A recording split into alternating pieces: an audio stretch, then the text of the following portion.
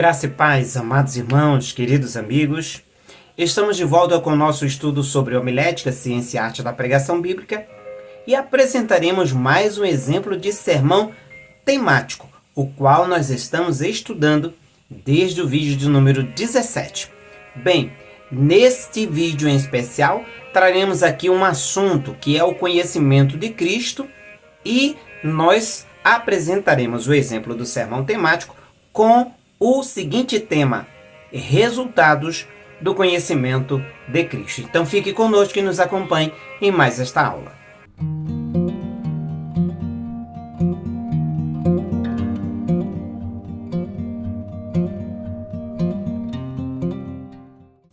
Ao iniciarmos o nosso estudo sobre o sermão temático, nós precisamos orientar aqui de onde extraímos o nosso tema. O tema é extraído de assuntos da Bíblia. Então já falamos sobre isso, mas aqui nós apresentaremos o nosso assunto. Qual é o nosso assunto? O conhecimento de Cristo. Estudando o Novo Testamento, textos do Novo Testamento, algumas passagens vão trazer aí alguns resultados sobre o conhecimento de Cristo, e é isto que vai formar o nosso tema. Então, da onde extraímos? Extraímos de um assunto o nosso tema. Então a mensagem está subordinada ao tema resultados do conhecimento de Cristo. Paulo, na introdução, aí escreveu uma carta aos Efésios e ele orienta, ele ensina e ele incentiva os irmãos aí da igreja de Éfeso, dizendo o seguinte: que possamos chegar à unidade da fé e ao conhecimento do Filho de Deus, a varão perfeito, a maturidade cristã. Enfim, então ele incentiva que devemos conhecer ao Filho de Deus. E esse conhecimento aí traz alguns resultados. Nós vamos aprender aqui resultados do conhecimento de Cristo. Vejamos alguns resultados do conhecimento de Cristo. O primeiro resultado do conhecimento de Cristo é graça e paz multiplicadas. A passagem de prova aí, o texto de prova está em 2 Pedro, segunda carta do apóstolo Pedro, capítulo 1, verso 2. Diz assim: graça e paz vos sejam multiplicadas pelo conhecimento de Deus e de Jesus nosso Senhor. A explicação da mensagem, você fez a leitura, você explicou e você aplica ela. Então vamos para a explicação. A mensagem é clara: graça e paz se encontram em Cristo Jesus, nosso Senhor. Precisamos conhecê-lo através da palavra de Deus. Aplicação: mais graça e mais paz está condicionado ao conhecimento de Cristo. Vejamos aí um segundo resultado do conhecimento de Cristo. Veja aí, o segundo resultado do conhecimento de Cristo é poder para viver uma vida que agrada a Deus. De acordo com a segunda carta de Pedro, capítulo 1, verso 3, no qual está escrito: visto como o seu divino poder nos deu tudo o que diz respeito à vida e piedade, pelo conhecimento daquele que nos chamou por sua glória e virtude, para viver a vida e também a piedade aplicada na vida, é preciso conhecimento de Cristo. E o conhecimento de Cristo, o resultado dele é esse poder para viver uma vida que agrada a Deus. Então, em relação à vida e à piedade, quanto mais o conhecemos, poder teremos para viver uma vida que agrada a Deus. A explicação do texto, dessa passagem, veja só o que está aí descrito na sua tela. Quanto mais conhecemos a Cristo e sua palavra, mais poder temos para santificar. Em relação à vida e à piedade, teremos condições de viver de acordo com a determinação divina. Aplicação: Cristo, através da sua palavra, nos dá poder para viver uma vida santa.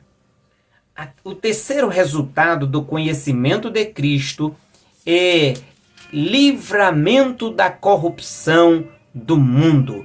2 Pedro, capítulo 2, o verso de número 20 nos diz: porquanto se depois de terem escapado das corrupções do mundo, pelo conhecimento do Senhor e Salvador Jesus Cristo. Então, se tem como livrar-se da corrupção do mundo, é pelo conhecimento do Senhor e Salvador Jesus Cristo. Explicação dessa passagem: só o conhecimento de Cristo livra da corrupção do mundo. Só o conhecimento de Cristo. Então, como disse Paulo, orientando, incentivando, devemos conhecer o Senhor. Quanto mais o conhecermos, mais nós teremos condições de nos livrar da corrupção do mundo.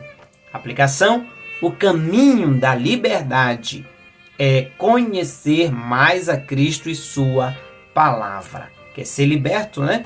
Livre? Então precisamos conhecer a Cristo.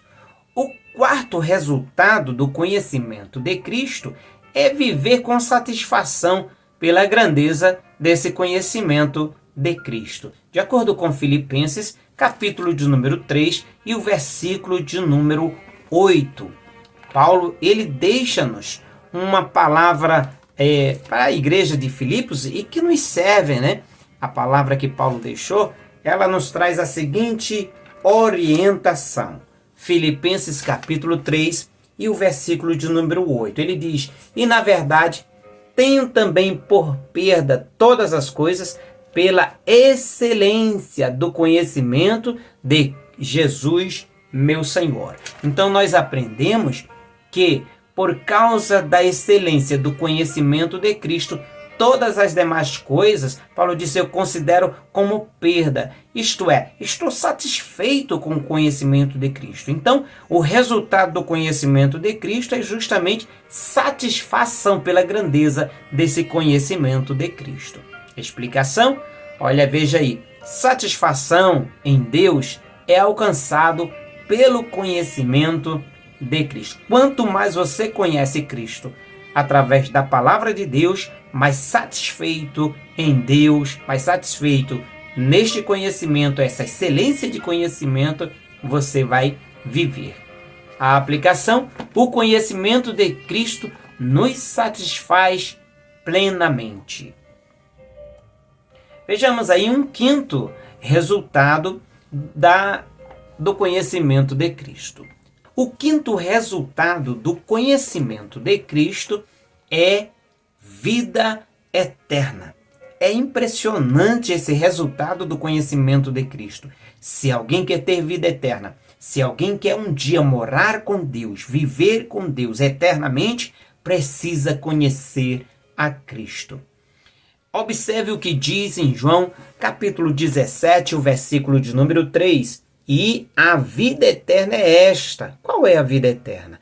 Que conheçam a ti só, por único Deus verdadeiro, e a Jesus Cristo a quem enviaste. Então, se queremos ter vida eterna, precisamos conhecer Deus como o único Deus, a Jesus Cristo a quem Deus, o Pai, enviou. Explicação: a vida eterna é conhecer o único Deus e a Jesus Cristo. Aplicação: nós temos a vida eterna porque conhecemos a Cristo. Vejamos a seguir explicação desse esboço temático. Por que ele ficou desse jeito, né? Com esse tema, resultados do conhecimento de Cristo. Primeiro, o esboço começa com um tema, resultados do conhecimento de Cristo. Número 2, os pontos principais derivam do tema. Número 3, os pontos principais desenvolvem o tema dado ou sugerido. Número 4, todos os tópicos principais apontam para os resultados do conhecimento de Cristo, como nós vimos. Número 5, o sermão temático tem uma ideia central. Qual é a ideia central? É justamente o nosso tema, resultados do conhecimento de Cristo. Portanto, devemos limitar o esboço à ideia central. Ideias como o significado do conhecimento de Cristo, ou as características do conhecimento de Cristo, ou ainda os objetivos do conhecimento de Cristo devem ser omitidos, porque nós estamos estudando resultados do conhecimento de Cristo. Pegou aí? Deu para entender? No próximo vídeo traremos mais exemplos de sermão temático. Que Deus abençoe a todos. Você que não se inscreveu, se inscreve em nosso canal. Deixe o seu like, compartilhe, ativa aí as notificações e nos acompanha nas próximas aulas. E até o próximo vídeo, se Deus quiser.